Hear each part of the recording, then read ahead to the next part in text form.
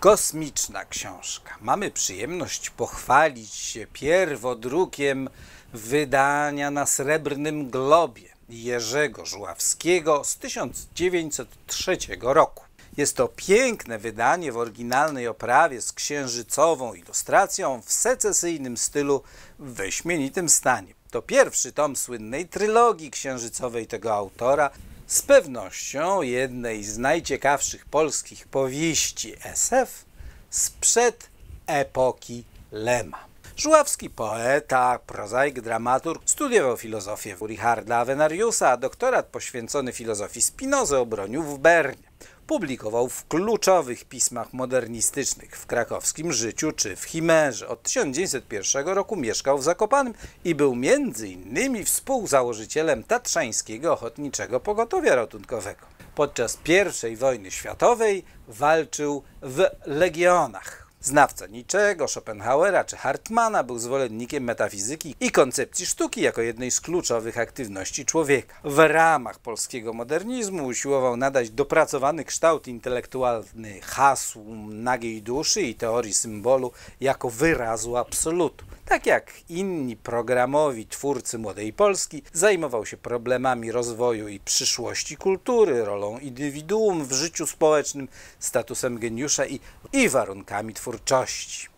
Oprócz eseistyki literacko-filozoficznej, która odegrała ważną rolę w okresie Młodej Polski, publikował przypowieści filozoficzne zebrane m.in. w Kuszeniu szatana czy bajce o człowieku szczęśliwym. Napisał wiele dramatów o tematyce historycznej i współczesnej, zwłaszcza docenioną baśń sceniczną Eros i Psyche.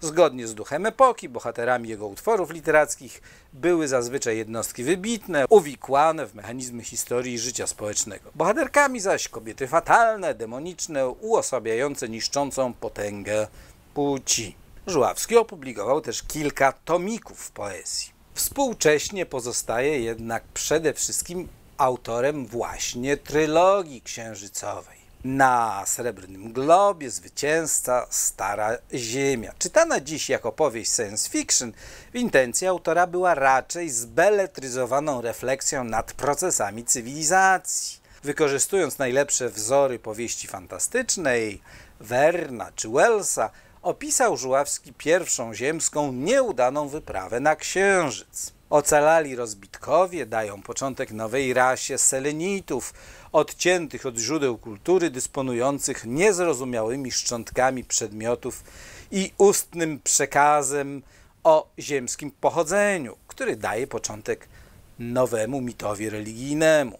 Dwie pierwsze części trylogii przedstawiają właśnie mechanizmy powstawania i rozwoju religii oraz porządku społecznego. Część trzecia przynosi akcję na Ziemi, której cywilizacja pogrążona jest w kryzysie.